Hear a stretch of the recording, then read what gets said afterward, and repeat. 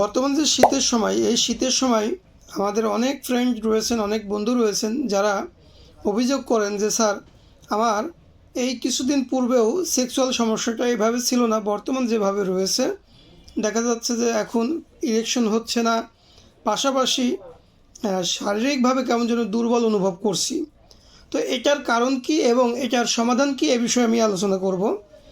মূলত এ ধরনের সমস্যা হওয়ার পিছনে প্রধান যে কারণটি সেটি হচ্ছে যে শীত যখন চলে আসে আমাদের শরীরে যে এনার্জি থাকে, এই এনার্জি লেভেলটা খরচ হয় বেশি, অর্থাৎ শরীর নিজেকে গরম রাখতে সে যে খাবারগুলো গ্রহণ করে তা থেকে যে তাপ উৎপন্ন করে, এই তাপটা বেশি উৎপন্ন করতে হয়, যার কারণে শরীর থেকে খরচ হয় বেশি, এনার্জি খরচ হয় বেশি।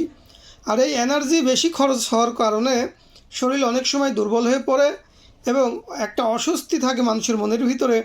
এই অস্বস্তির কারণেও দেখা যাচ্ছে অনেক সময় এই যে ইরেকটাইল ডিসফাংশন, অর্থাৎ লিঙ্গ সঠিকভাবে শক্ত না হওয়া, এই সমস্যাটি হতে পারে।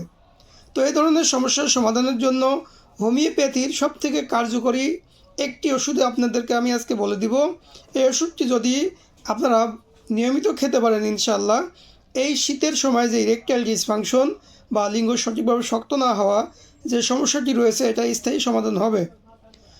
বন্ধুরা, মূলত অনেকেই বলার জন্য শুধুমাত্র বলে বা কন্টেন্ট তৈরি করতে হবে তাই শুধু বলে যে এটা দিয়ে এটা খান, এটা দিয়ে এটা খান, খেলে কাজ হবে এরকম।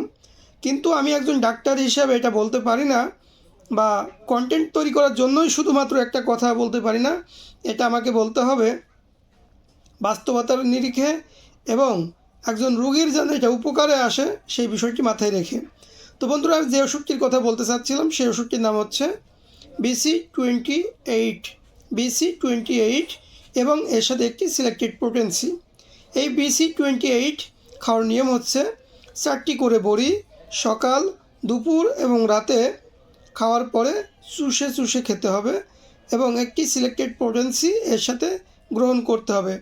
ইনশাল্লাহ এই শীতে যে শারীরিকভাবে দুর্বলতা আসে, যৌন দুর্বলতা আসে বা অন্য অন্য যে সকল দুর্বলতা আসে, এগুলো আসবে না এবং এই সমস্যাগুলো সলভ হবে ইনশাল্লাহ। বন্ধুরা, ভালো থাকবেন। আসসালামু আলাইকুম।